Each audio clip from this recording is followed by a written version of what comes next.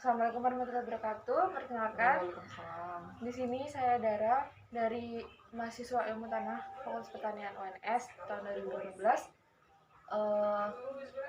Mohon izin untuk memberikan kiat atau memberikan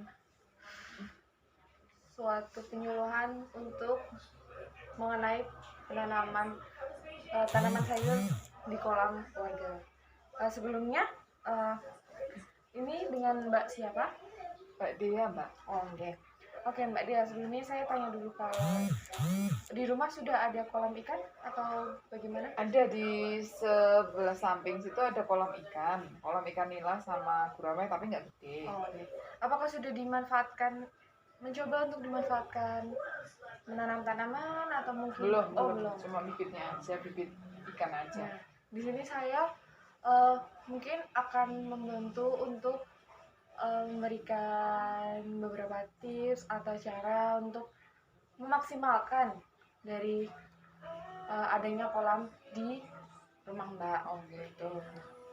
Jadi di sini tuh saya memberikan penyuluhan mengenai penanaman kangkung lebih tepatnya. Jadi biar kotoran ikan yang ada di air kolam itu bisa dimanfaatkan sebagai pupuk makan. Nih, jadi yang pertama seperti yang ada di bagian ini, nanti sebelumnya itu kita persiapan untuk penanaman dari benihnya dulu. Jika kita memakai benih, tapi jika kita memakai bibit bisa langsung diletakkan di dalam kolam yang sebelumnya sudah diberikan aqua gelas seperti itu yang kosong, lalu diberikan sabut kelapa atau arang, lalu dari bibit kangkung tersebut bisa dimasukkan langsung ke kolam.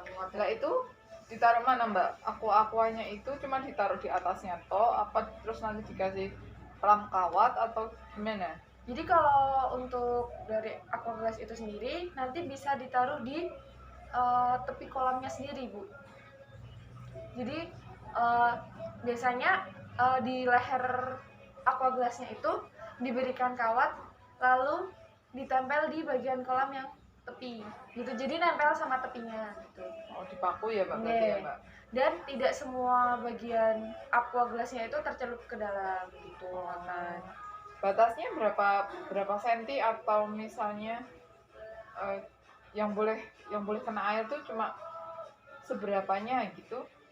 Ada ketentuannya? Seperempatnya tidak apa-apa, tidak masalah gitu, karena kan itu nanti diisi arang dan diisi sabut kelapa ya, sehingga nanti airnya kan bisa meresap naik. Nah, untuk penanamannya benih sendiri itu diusahakan saat benih itu sudah berumur sekitar seminggu atau lebih gitu, sehingga posisi benih yang ada di situ tuh tidak terlalu kecil, Matan.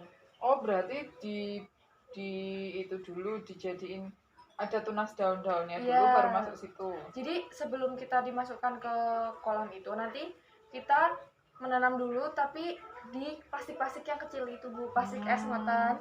Nah, itu nanti diberikan tanah sedikit dan pupuk, lalu kita pembenihan dulu istilahnya gitu, sekitar seminggu atau lebih sedikit, Matan. Nah, terus kalau untuk kelanjutannya perawatan dapat dilakukan pemupukan melalui daun. Jadi mungkin memakai pupuk cair, nanti sehingga disemprot dari atas daun. Gitu. Sekian dari saya. Mungkin ada pertanyaan dari sini.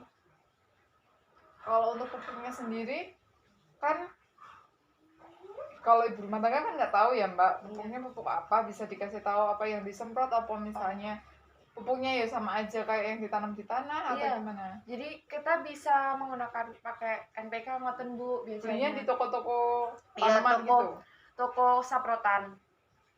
Ya, itu.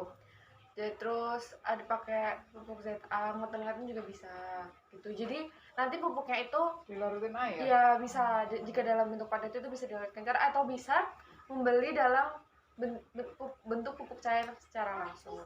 begitu Ibu. Oh gitu. Yaudah.